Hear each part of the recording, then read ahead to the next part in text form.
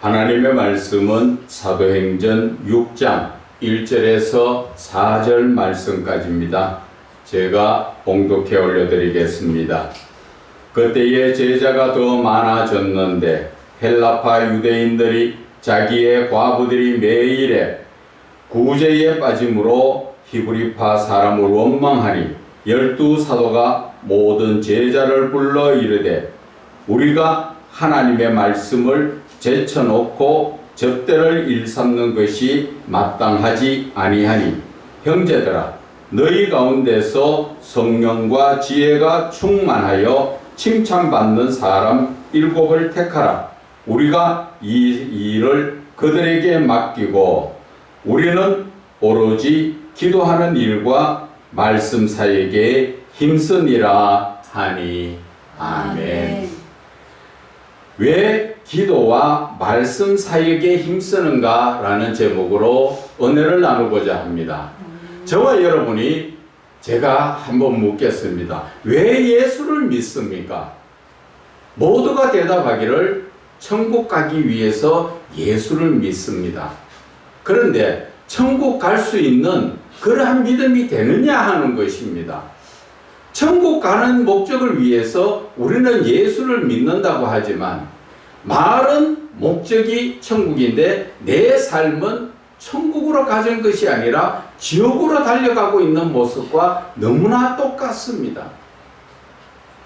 오늘 제가 말씀드리고 싶은 이 말씀 속에서 영적인 부분들을 오늘은 좀 깊이 있게 건드리려고 합니다.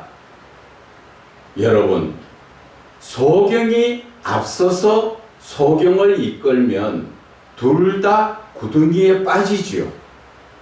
예레미야 14장 16절의 말씀에 보면은 멸망할 잘못된 하나님과 교제가 없는 그런 목사들의 거짓된 목회에 거기에 아멘하고 그 목회에 같이 예배 드리는 사람들도 그들도 같이 그 거짓 목사나 성도들이나 멸망당한다고 분명하게 기록해 놓으셨습니다.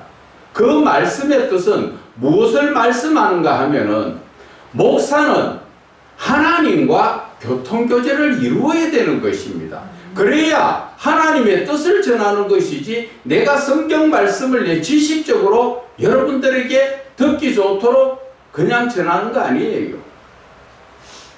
하나님은 이 본문의 말씀을 통하여서 우리에게 하시고자 하는 영적인 하나님의 의도가 있다는 것을 아셔야 됩니다. 오늘 본문의 말씀을 먼저 잠깐 줄여서 보게 되면은 지금 복음을 전하는 그러한 사역을 하다 보니까 무엇을 많이 합니까? 봉사를 많이 하고 있고 또 여러 군데에서 헌금이나 이 재물이 많이 들어오지요. 그런 것으로 인해서 지금 제자들이 그 일에 힘쓰다 보니까 하나님의 말씀에 소홀해져가 있다. 그 말씀하는 거예요. 거기에 볼까요? 2절에 12사도가 모든 제자를 불러 이르되 우리가 하나님의 말씀을 제쳐놓고 분명하게 말씀하셨지요. 교회가 커지고 헌금이 들어오고 많은 그것이 재정이 넉넉해지니까 목사가 어디에 신경 쓰고 있다고 합니까? 말씀은 제쳐놓고 헌금에 재정에 봉사에 봉사 많이 한다고 천국 갑니까? 여러분들 올바른 예수를 믿어야 됩니다. 그렇지 못하면 주여 주여 하는 자마다 다 천국 갈 것이 아니라고 마태복음 7장 21절에 분명히 예수님은 말씀하셨습니다. 그런데 우리들의 삶은 어떻습니까? 하나님의 말씀을 제쳐놓고 지금 무엇을 하고 있습니까? 하나님의 말씀을 봐도 하나님의 말씀을 영적으로 깨닫지 못한다면 하나님의 뜻을 알지 못한다면 성경을 내 지식적으로 풀어서 내 지식을 전할 수밖에 없는 것입니다. 오늘 이 본문의 말씀 속에서 제가 여러분들에게 꼭 말씀드리고 싶은 것은 바로 4절의 말씀인 것입니다. 우리는 오로지 기도하는 일과 말씀 사역에 힘쓰리라. 누가? 예수님의 사도들, 즉 이 시대 목사들이 해야 될 일은 헌금 많이 들어서 재정이 어디에 써야 될까? 그런 거 연구하는 것이 아니라 어떻게 하면 더 말씀과 기도에 전념하느냐 하는 것이지요. 보통 이 말씀을 전할 때 뭐라고 합니까? 제가 방금 말씀드린 것처럼 목사는 말씀과 기도에 힘쓰라 한다, 그렇게 전합니다. 그것은 아직까지 영적으로 깊이 들어가지 못한 그러한 말씀의 내용인 것입니다. 하나님께서 왜 주의 종들에게, 목자들에게 말씀과 기도에 힘쓰라고 하셨는가 자체를, 그 하나님의 의도를 알아야 된다는 것이지요. 그렇지 못하고 그냥 무작정 말씀과 기도에 힘쓰면 됩니까?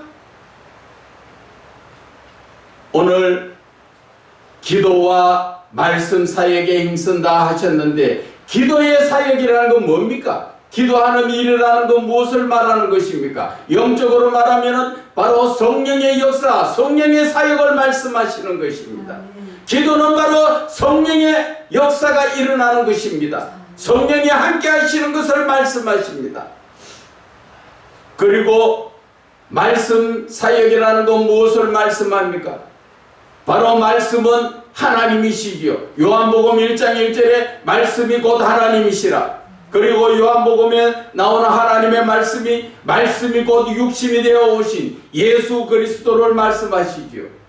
바로 말씀 사역이라는 것은 예수 그리스도를 아는 그러한 지식에서 깊이 들어가는 것입니다. 우리는 이 말씀과 기도를 따로 분리해서 우리는 행할 때가 많지 않습니까? 아니에요. 말씀과 기도는 하나입니다. 항상 성경 말씀을 볼 때 성령의 역사가 없으면 말씀이 열려지지 않고, 그 성령의 역사를 통하여 말씀이 열려질 때 바로 하나님, 즉 예수 그리스도께서 나에게 깊이 있게 교제를 하면서 말씀을, 하나님의 뜻을 우리에게 깨닫게 하시는 것입니다. 그래서 지금 목사들이 해야 되는 게 무엇라 합니까? 기도와 말씀 사역이라는 것이죠. 이런 것을 영적으로 깊이 들어가지 못하면 우리는 매일 수박 겉핥기만 하는 것입니다. 그런데 왜 하나님께서는 우리에게 기도와 말씀의 사역에 힘쓰라고 말씀하셨을까요? 그것은 좀 더 영적으로 우리가 바라보게 되면 디모데전서 4장 5절에 무엇라 말씀하셨습니까? 말씀과 기도로 거룩해진다고 말씀하셨습니다. 우리가 말씀과 기도를 할 때 내 자신이 거룩해지는 것입니다. 거룩하는 것이 어떠한 의미를 말씀하시는 것입니까? 거룩하다는 것은 그냥 죄와는 거리가 멀고 내가 하나님만 바라보고 사는 그러한 의미의 거룩이 아니라, 이 거룩이라는 것은 영적으로 살펴볼 때 아주 중요한 말씀인 것입니다. 왜? 하나님은 레위기나 베드로전서 말씀하신 것처럼 내가 거룩하니 너희도 거룩하라고 말씀하셨습니다. 내가 거룩하고 너희도 거룩해야 되는 이유가 어디에 있습니까? 그것이 바로 요한복음 15장 7절에 너희가 내 안에, 내 말이 너희 안에 거할 때 너희들은 무엇이든지 원하는 대로 구하라고 말씀하셨습니다.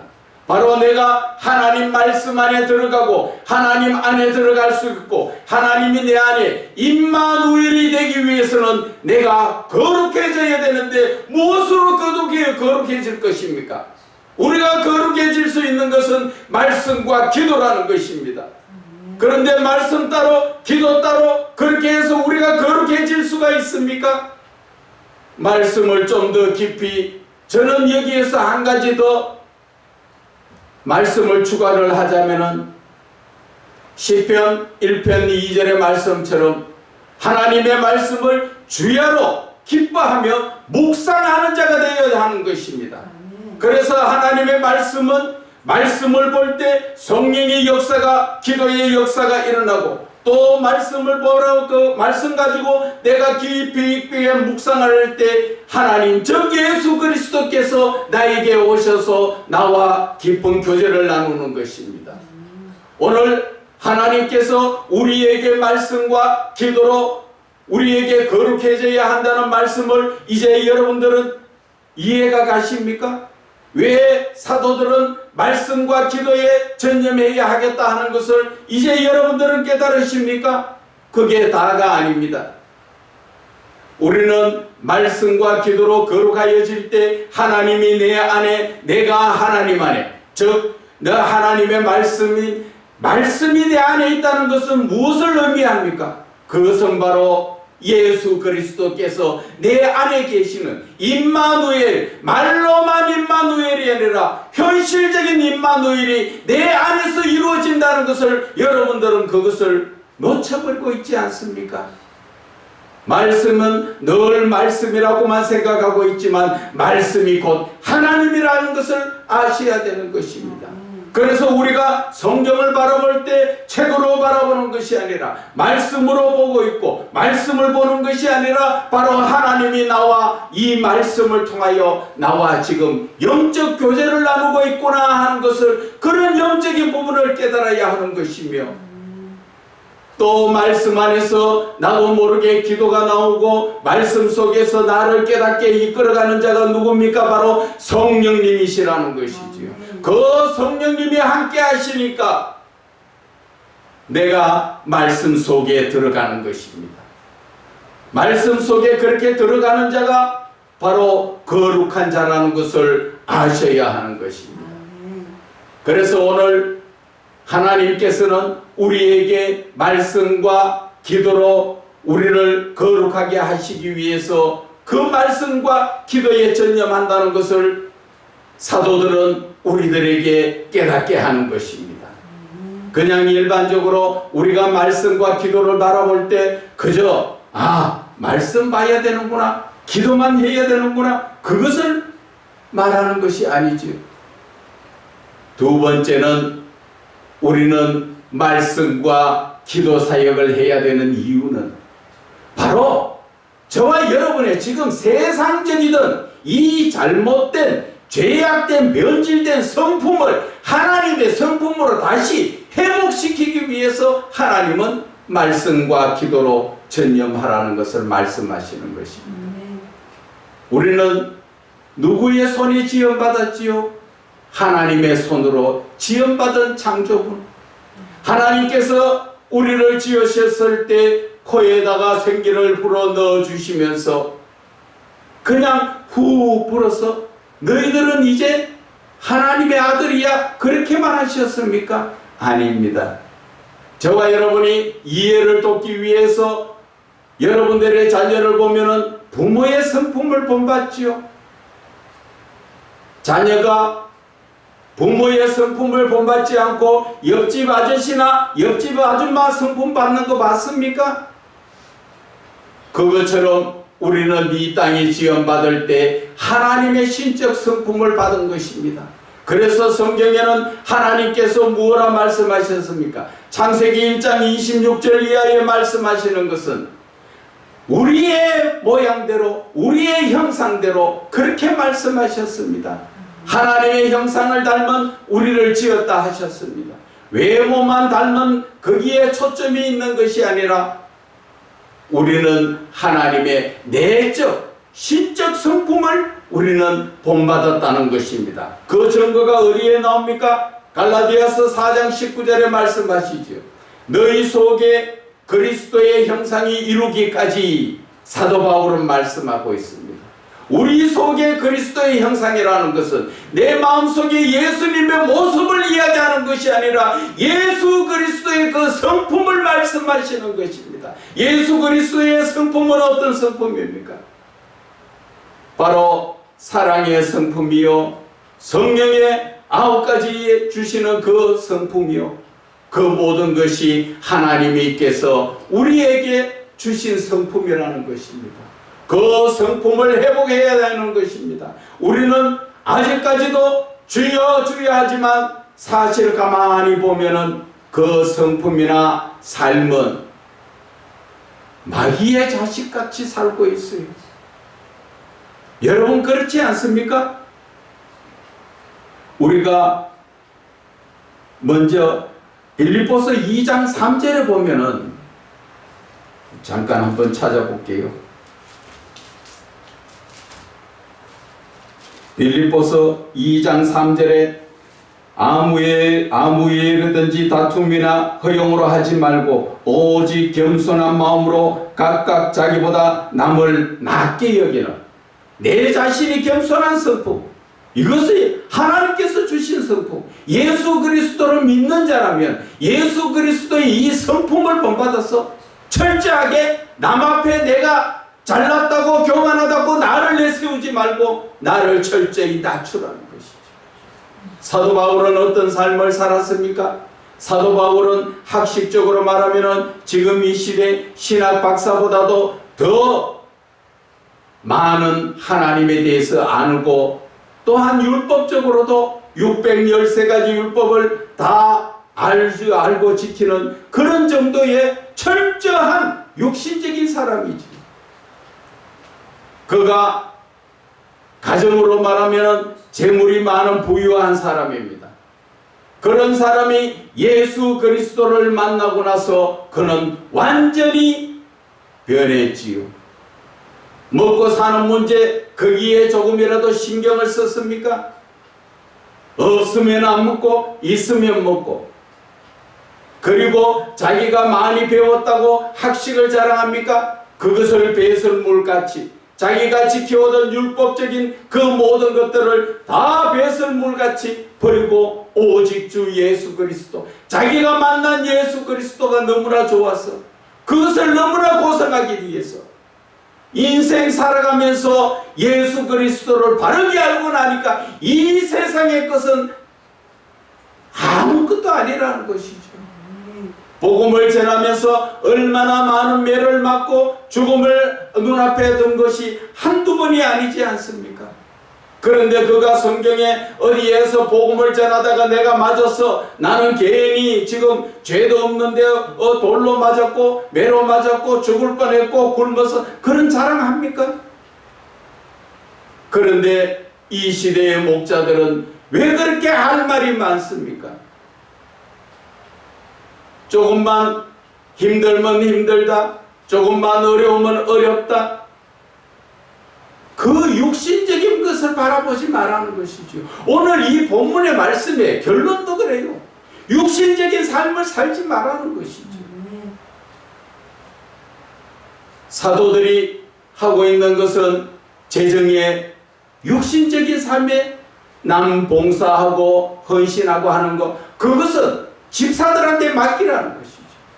목사가 해야 될 것은 영적인 삶, 내가 하나님과의 교통교제를 이루면서 말씀과 기도에 힘쓰므로써 하나님의 그 뜻을 바르게 깨닫고 하나님께서 지금 무엇을 말씀하시고 싶어하는가, 그 영적인 의도를 깨닫고 이 말씀을 바르게 전해야 하느니, 그래서 말씀의 사역, 기도의 사역이라고 말씀하신 것입니다. 사도 바울은 오직 주 예수 그리스도의 영광만을 위해서 그는 세상의 어떠한 것에도 누가 때리더라, 누가 나를 힘들게 하더라 말 안 합니다. 그렇게 매를 맞고 돌로 맞아서 죽은 것 같이 버려졌지만 그래도 정신차가 일어나서 그가 복음 전하잖아요. 누가 나를 때려서 그것이 아니잖아요. 우리 같으면 그냥 두겠습니까? 경찰에 고발을 하니 어떻게 하니 난리를 치겠지요. 그것이 바로 육신적인 삶이라는 것이죠. 예수님은 오른밤을 때리거든 왼밤도 돌려대라는 것이죠. 육신적인 삶에 거기에 목적을 두지 말라는 것이죠.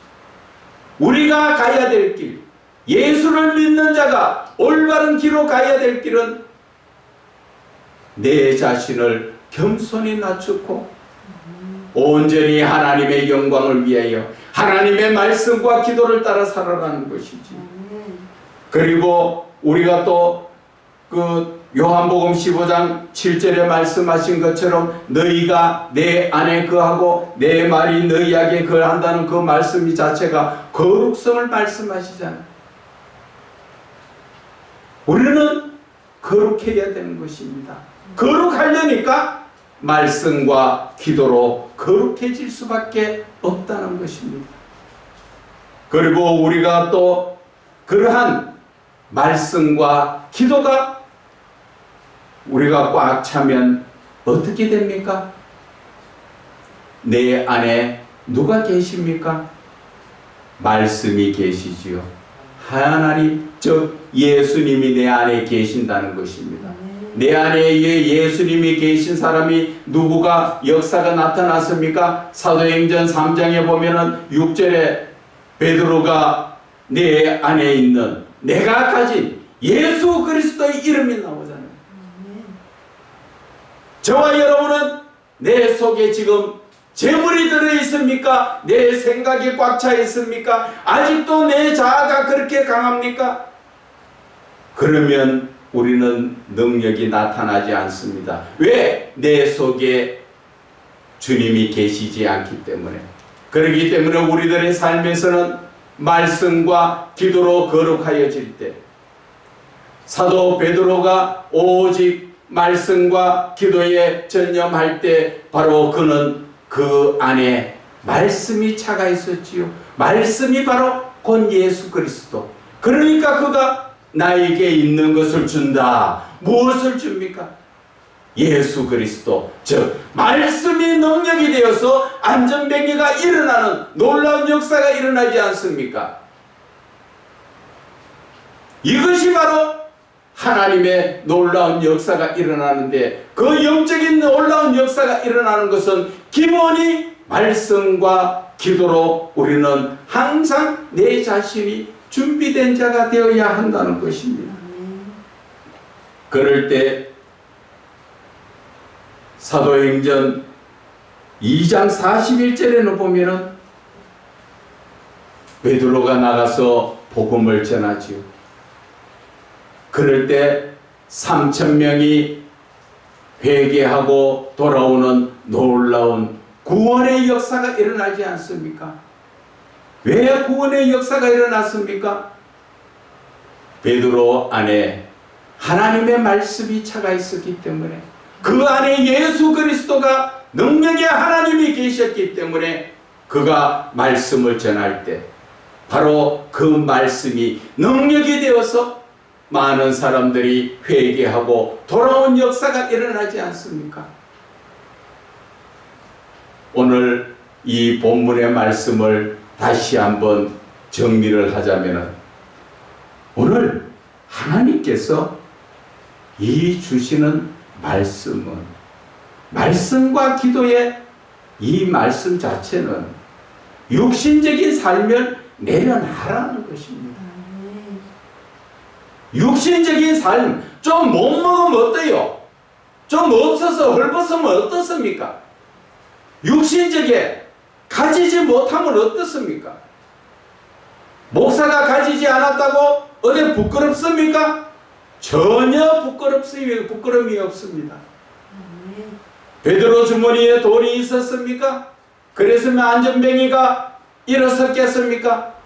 가지지 않고 오직 말씀이 그 마음속에 차 있으니까, 말씀이 차 있으니까 능력이 나타나잖아요. 말씀이 차 있다는 것이 바로 내가 전하는 그 말씀이 바로 예수님이 하시는 것이죠. 그래서 안전병기가 일어나지 않습니까? 요한복음 2장에 가난 혼안지 혼인잔치에 거기에서도 마찬가지죠. 항아리에 물을 채워넣는 그 자체가 무엇을 영적으로 의미합니까? 말씀을 채우라는 것이죠. 항아리는 그릇은 사람을 비유하지요. 거기에 말씀은 바로 예수 그리스도라는 것입니다. 우리의 마음속에 주 예수 그리스도께서 들어오시니까 그 말씀, 그 물이 포도주로 역사가 일어나는 것은 사람이 하는 것입니까? 아니지요. 바로 예수님의 말씀으로 이루어진다는 것은 우리가 깨달아야 하는 것입니다. 끝으로 마태복음 6장 33절에 나오는 말씀이 뭡니까? 너희는 먼저 그의 나라와 의를 구하라. 그리하면 이 모든 것을 더하여 주시리라. 이 말씀도 지금 이 본문의 말씀과 같은 맥락의 말씀이에요. 육신적인 삶 내려놔라. 하나님께서 너희들 무엇이 필요한가 다 알고 계신다는 것이죠. 그러면 우리가 해야 될 것은 영적인 삶을 살아라는 것이 영적인 삶. 영적인 삶이 어떤 거예요? 내 마음속에 주님을 모셔드리라. 바로 말씀이 내 안에 차도록 하라. 그 말씀인 것입니다. 하나님의 말씀이 내 안에 차게 되면 내가 어떤 역사가 일어납니까? 바로 내 안에 계시는 임마누엘의 하나님께서 나를 통하여 놀라운 역사를 일으키게 하는 것입니다. 여러분들이 말씀은 제쳐놓고 기도만 늘 한다고 그 능력이 나타납니까? 그것은 하나의 은사적인 그러한 그 역사인 것입니다. 말씀의 능력이라는 것은 영혼을 구원하는 것입니다. 영혼이 죽었던 영혼을 살릴 수 있는 것이 바로 하나님의 말씀이요 바로 그 말씀의 능력이라는 것이죠. 그렇기 때문에 저와 여러분의 삶 속에서 우리는 지금 하나님께서 말씀하시는 것은 영적인 삶을 살자. 육신적인 삶 내려놔라는 것이죠.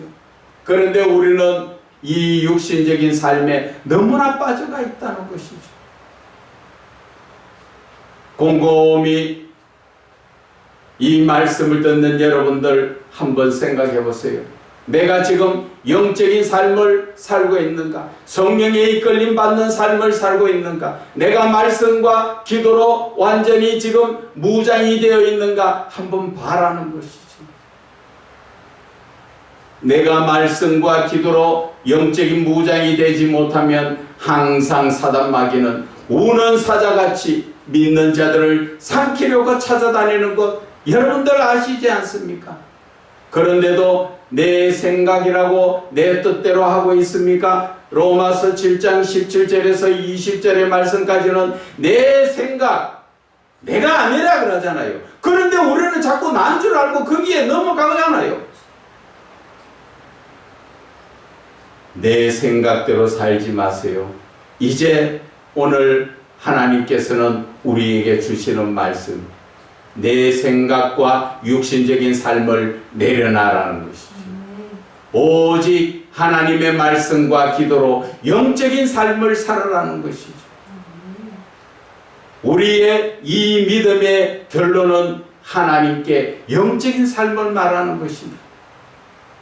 영적인 삶을 살지 못하면 저와 여러분은 주여 주여 하나 예수님은 나는 너를 알지 못한다고 그렇게 대답하실 수밖에 없는 것입니다. 그래서 오늘 이 본문의 말씀을 통하여서 저와 여러분은 영적인 삶을 살아가는 것이 하나님의 말씀과 의도라는 것입니다. 영적인 삶을 어떻게 사는 거라고 제가 말씀드렸습니까? 거룩한 삶이요 또한 하나님의 신적 성품을 닮아서 항상 내 자신을 낮추고 겸손하면서 남을 나보다 낮게 여기라는 것이죠. 내가 좀 안다고 많이 가졌다고 없인 여기지 마세요. 하나님은 그러한 교만한 자를 물리치신다고 성경에 말씀하셨습니다. 오늘 우리는 사도행전 이 베드로를 통하여서 사도들을 통하여서 하나님의 말씀과 기도로 살아야 되는 이유를 그리고 그 말씀을 하신 하나님의 그 의도를 우리는 알게 되었습니다. 이제 저와 여러분이 예수를 믿는 자라면 항상 영적인 삶을 살기 위해서 말씀과 기도에 전념하시기를 주 예수 그리스도 이름으로 축원을 드립니다.